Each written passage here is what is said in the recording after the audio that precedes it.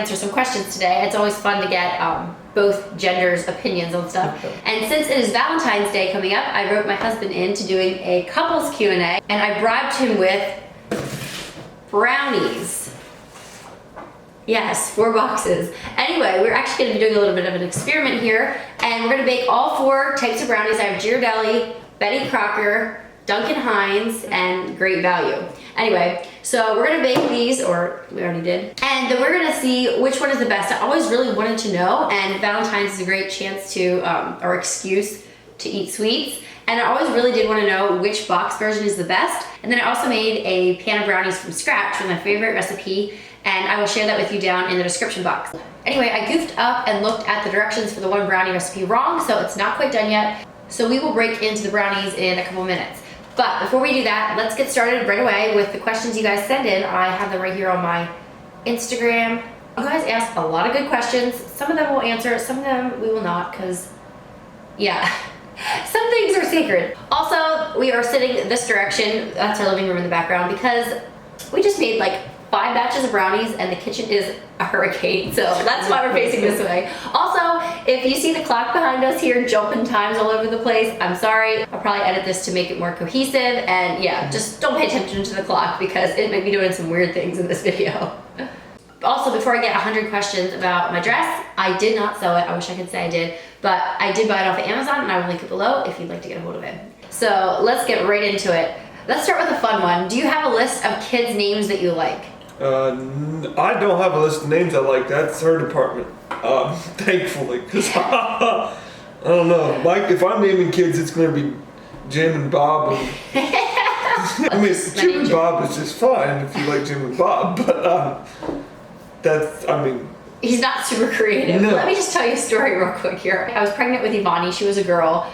We knew she was a girl, and we were trying to find a name. So we're driving and he's like randomly spitting out names like Stephanie, Michelle, Jennifer. I'm like, where are you getting these names from? Like, they're all like 1990s. I mean, I have friends with those names. Anyway, I'm like, where are you getting these random names from? He's like, oh, well, I mean, those are people I went to school with. They were perfectly good names. Why not? I'm like, if I know somebody with that name, the name's already out, unless it's like a specific namesake. Anyway, it was so funny. So that's the creativity. He was going back into his middle school and elementary school archives to think of girls' names. We got a lot of questions about kids and devotions and like what we do. Do you have anything to say about that? It's pretty informal right now in this stage of life. We have, if you're new to our channel, we have a daughter who is 2 years old and a son who is 10 months old. So pretty young kids. So for Ivani, we have a kid's Bible story book that we read to her. Usually at bedtime, read her a story or 2 out of it. But we don't sit down, like we don't all sit down together. Like, no. He usually does it for her. Yeah. I don't know. Like sometimes I'll read Bible stories with the kids during the day, and Ivani like loves that. But like we don't have formal Bible study time or anything with them. But yeah, I know there's lots of good kids devotionals out there. I know most of you watching are women, and a lot of you are married, but some of you are not. And this next question here I think is from a younger girl. She says, do you think it's okay for a girl to pursue a guy? And I texted Josh this question earlier today because I wanted to know what he thought coming from the guy side of things. Do you think it is okay for a girl to pursue a guy?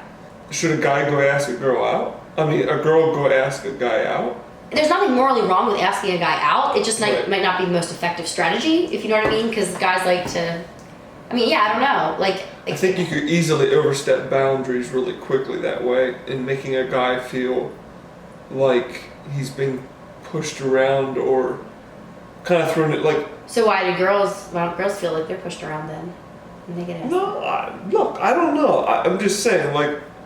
I would say mostly no, but there's special cases all the time, like different personalities and stuff. Right. But if there's a guy that you like, maybe don't pursue him like as in asking him out, but you know, be friendly and maybe like share some of the same interests, or yeah, just get to know each other in like a group setting, and maybe the guy will take the hint. I think that's a tricky one, because personalities would have a big thing to do with it. If a guy's really laid back, sometimes maybe he needs a little push. I don't know. Let's be honest. Sometimes guys are clueless. I mean. Not a question, but being a Mennonite as well, a different kind, my hubby and I relate so much to you as a couple. Yes, I don't think we talked about that yet, but we are Mennonites. We are Christians first and foremost, though, but being a Mennonite just means that we take some parts of the Bible maybe a little bit more literally than others, like the head covering. And a lot of things are culture things, but we believe that a lot of things are biblical things that we do as well, like biblical principles and things. I keep saying and things.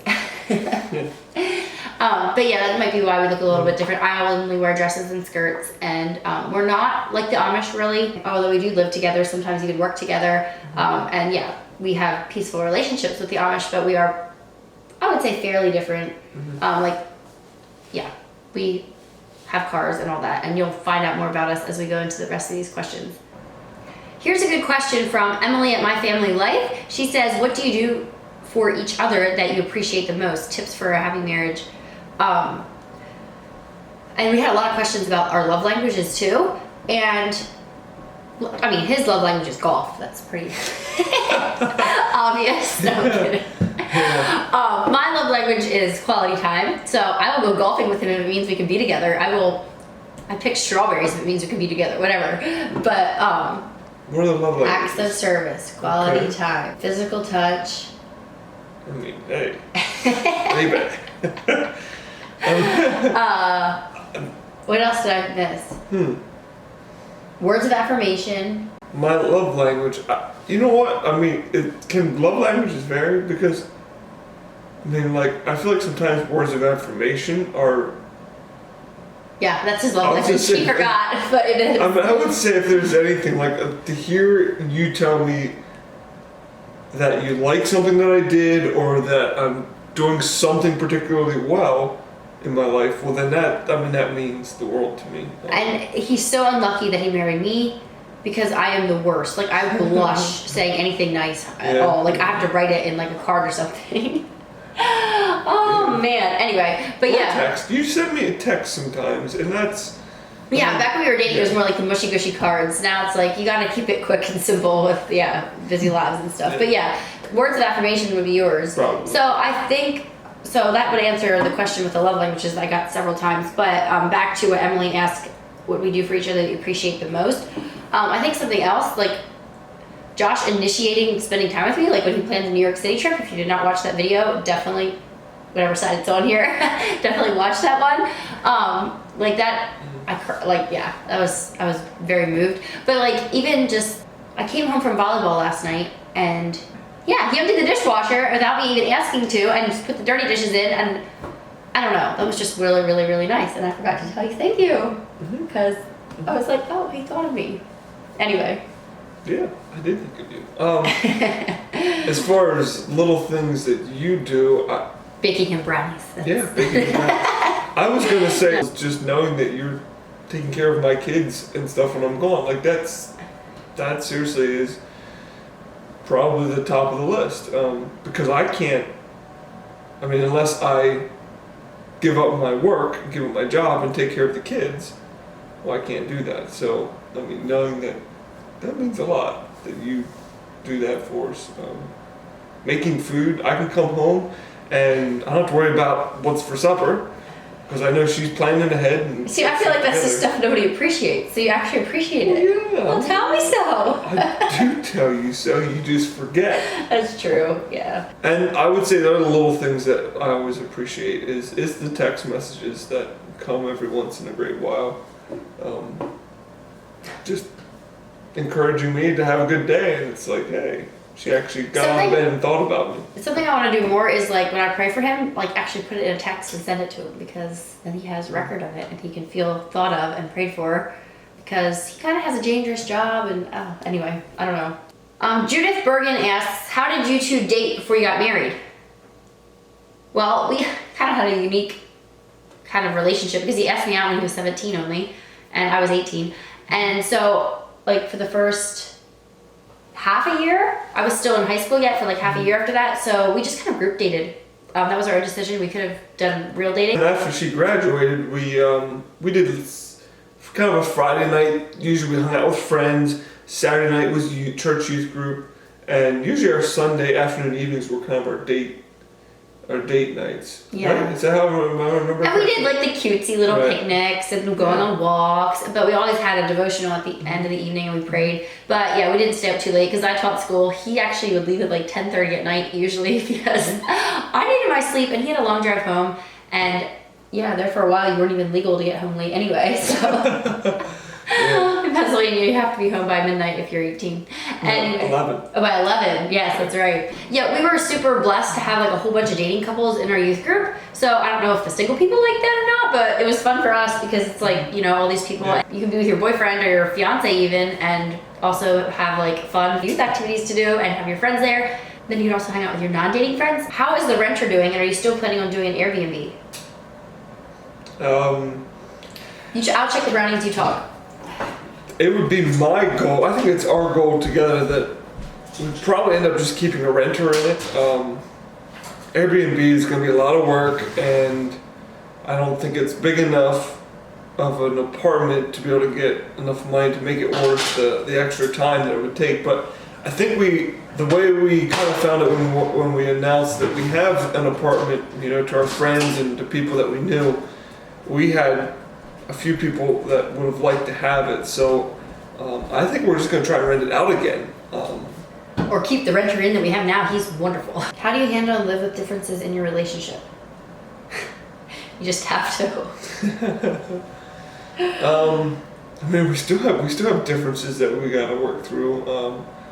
And sometimes we don't work through them and they blow over, and sometimes they keep coming up and again and again. It's like, yeah, we probably should have worked through that back at square one. But yeah, like I think when you're married, sometimes you just like bicker about things that really don't matter, and sometimes it's better to just let it blow over. Like there's no reason to rehash it 100 million times and dissect it and everything else. It's just when you're living with another person, you're gonna get on each other's nerves once in a while. Future aspirations. I would love to get to 100K on this channel, so subscribe if you haven't yet and share this with somebody. Plug.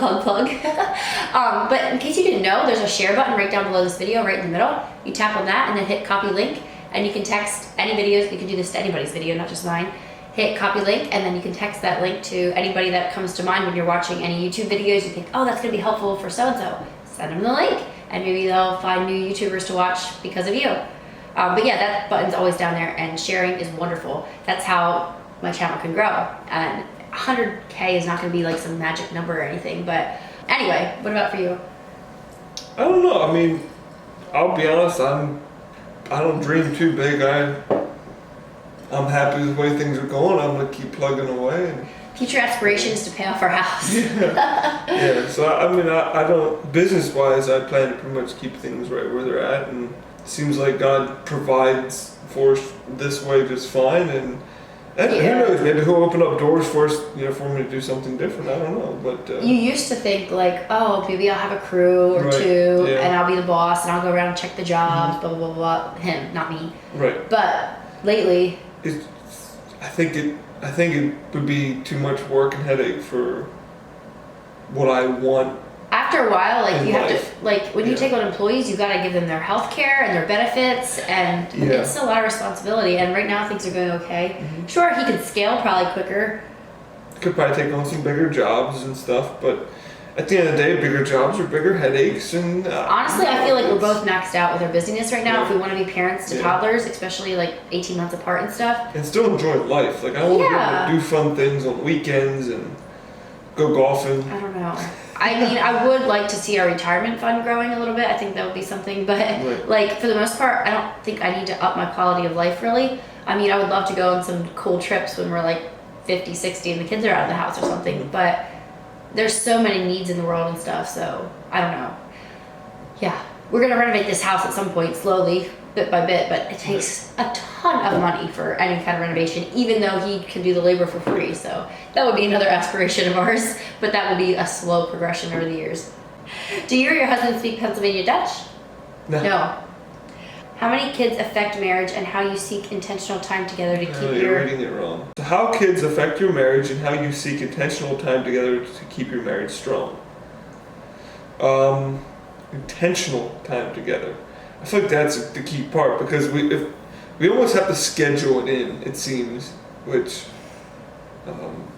because we just do. Like we scheduled this in. I told him last week, like next Tuesday night, let's do this and let's do brownies to make it more fun. Book work, I always have book work to do. It's just stuff going.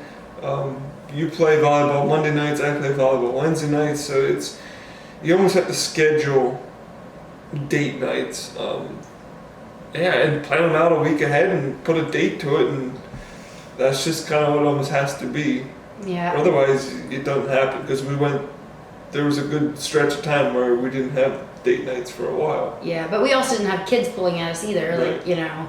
Yeah, But something else. That's another big part of it, yeah. Something else I wanted to say about that, I can hear some of you already judging us because he plays volleyball on Wednesday nights and I do on Monday nights, but something about having a happy marriage, I think, is being interesting people. Like, having interests besides, like, washing dishes and roofing. Yeah. You know what I mean? Like, be a multi-dimensional person so that you actually are interesting. Like, we have our own hobbies and that makes us more interesting people and more well-rounded people, and, like, it's awesome too that we can share interests as well. I think even as just humans, like you need to have a hobby, something to get away from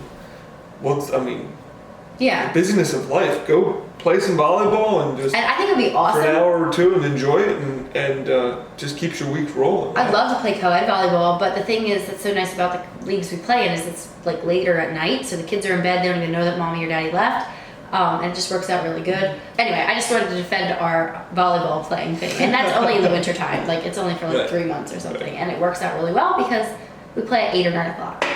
Will I go back to work when the kids are older? Wow.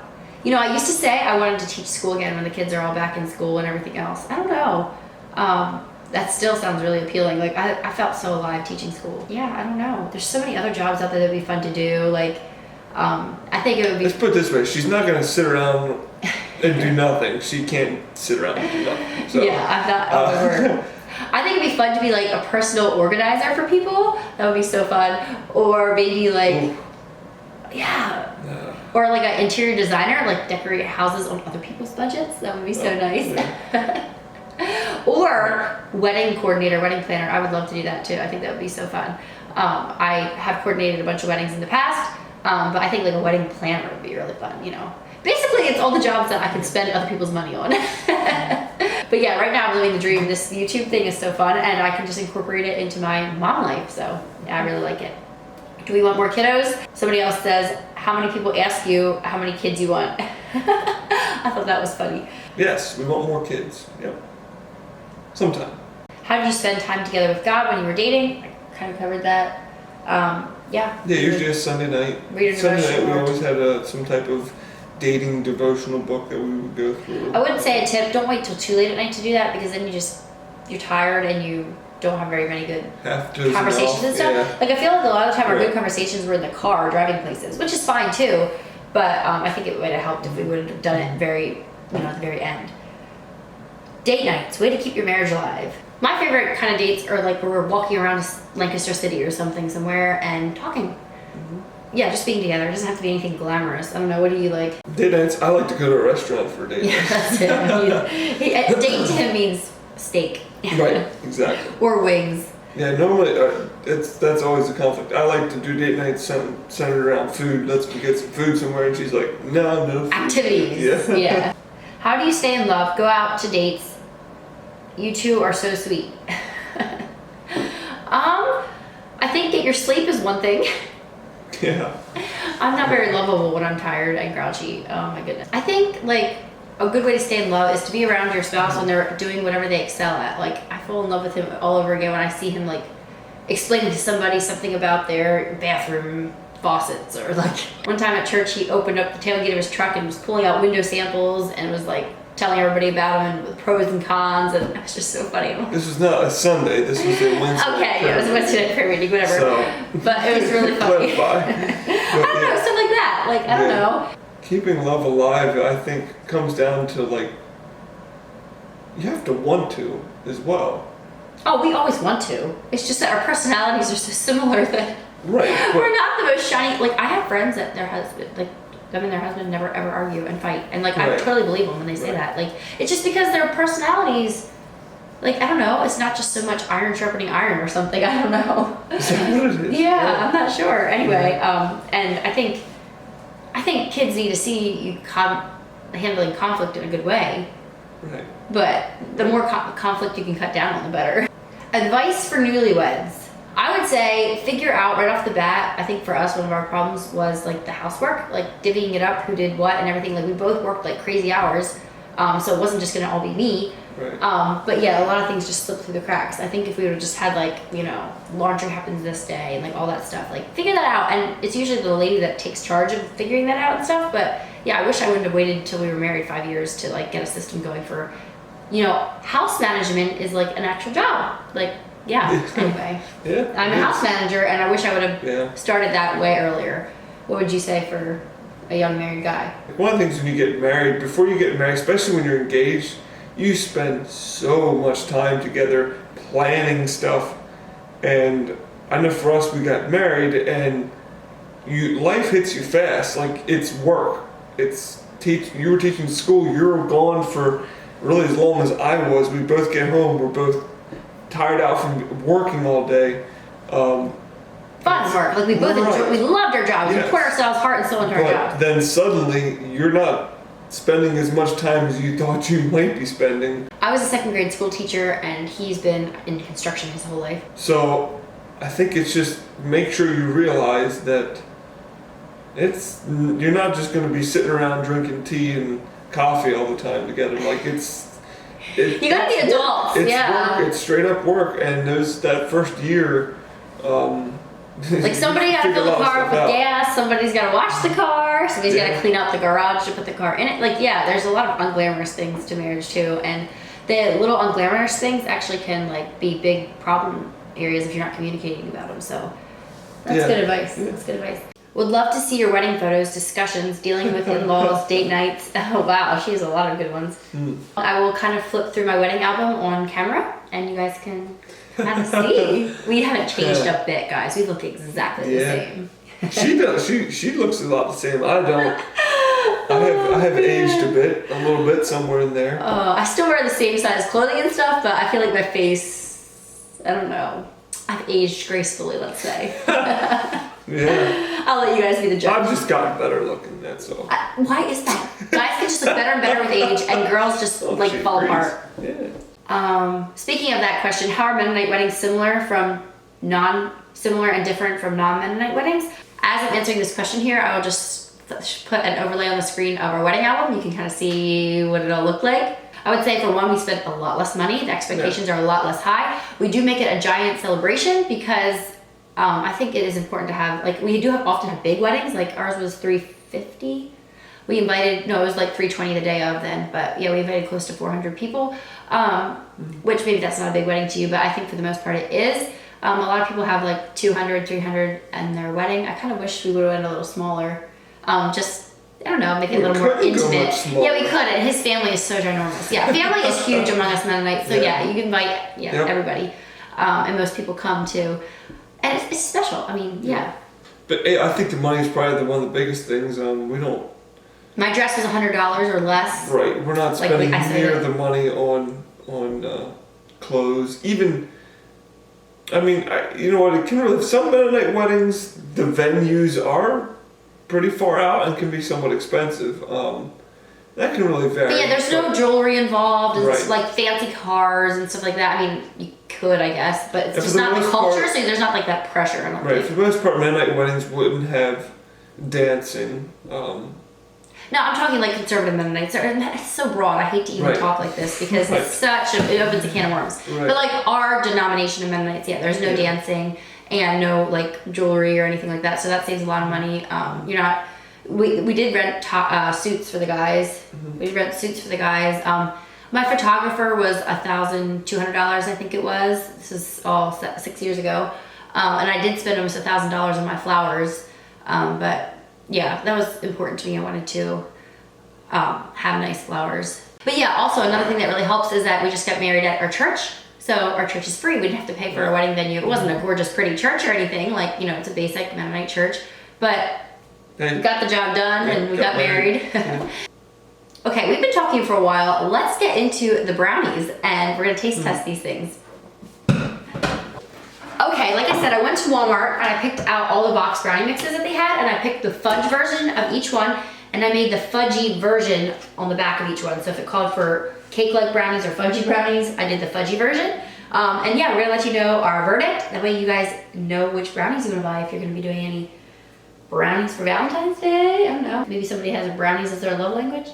Anyway, we have Betty Crocker, we have Duncan Hines, we have Ghirardelli, and we have Great Value. And then we also have my homemade made from scratch brownies. And we always said that, you know, you can't make better brownies than the box brownies, but we're about to find out. We'll just start, they're in a random order, right? And we don't know what kind it is, we'll look at the end. So let's just start left and move right. Okay, we can't pig out because there's 5 brownies to taste.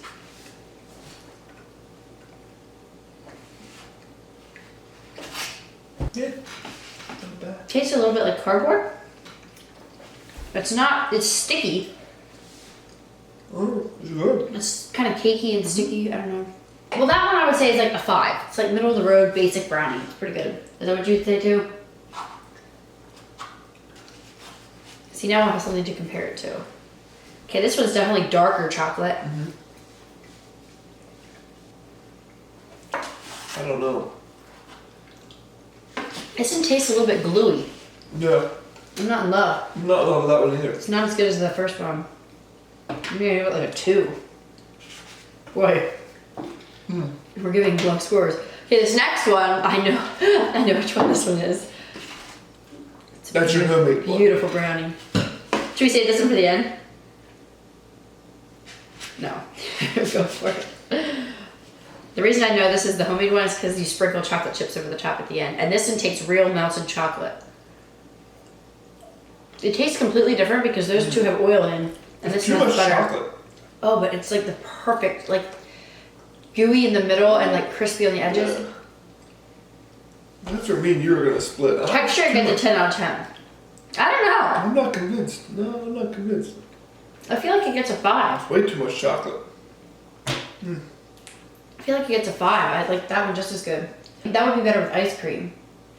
Maybe. But this is like more like, there's definitely more flavors in it or whatever, but wow. Okay, this next one I think is the prettiest one of them all. It like got very nice. It's dark chocolatey. It looks like it has awesome texture. It's like a little bit gooey. Yeah, this one looks good.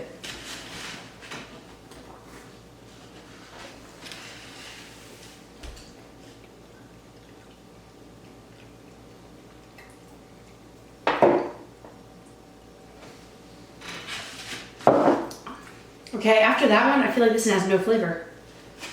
Like I can't even taste it. It's almost too gooey. That's my least favorite one. I have no idea. This is like a 3. I have no idea. Okay, this is the last one.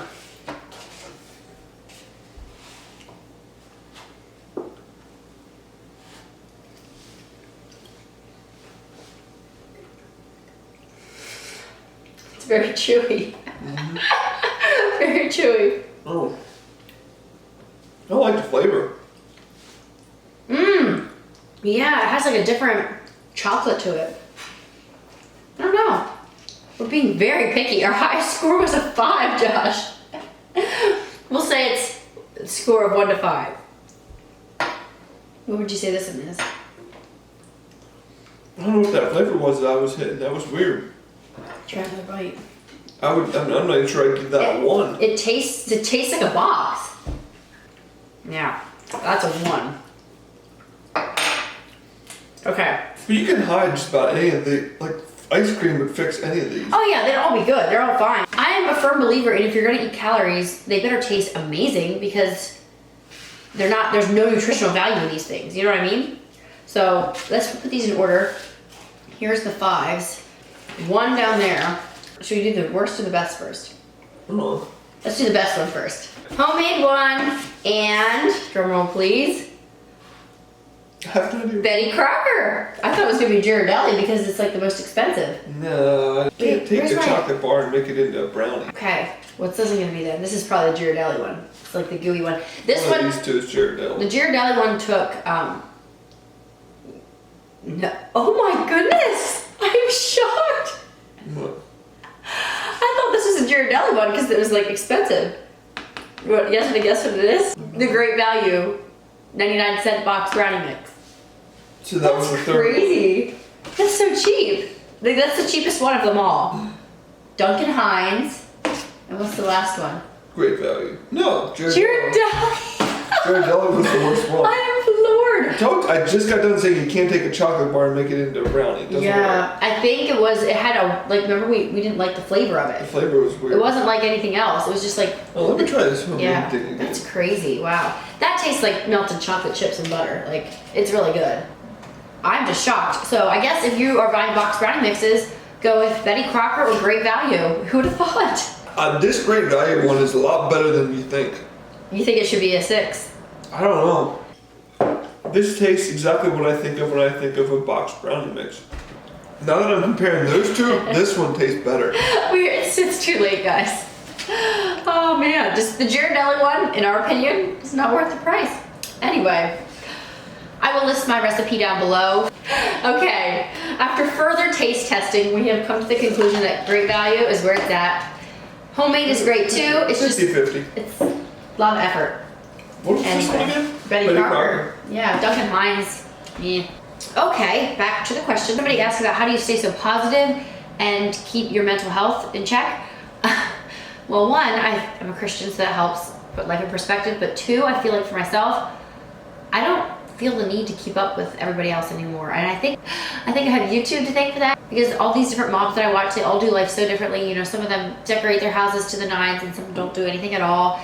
Just like all these different areas. Some people can, some people don't even do home cooking. And like, you can see the different angles of everybody's life. And I feel like I live my life the way I do, and it might be different than yours, and that's okay. And if you live your life differently than mine, that's fine too. And I don't feel the need to like do it the way everybody else does. And I think that's something that I definitely struggled with when I was younger, and I'm doing better at that now. But that definitely helps with mental health once you decide you're like not going to try to compete or like, yeah, try to impress other people, and just focus on what you want to spend your time on with the life that you have. I feel like the older I get, the more I realize that life is so short, and like, let's be intentional about the time that we do have. What about for you? How do you stay mentally fit?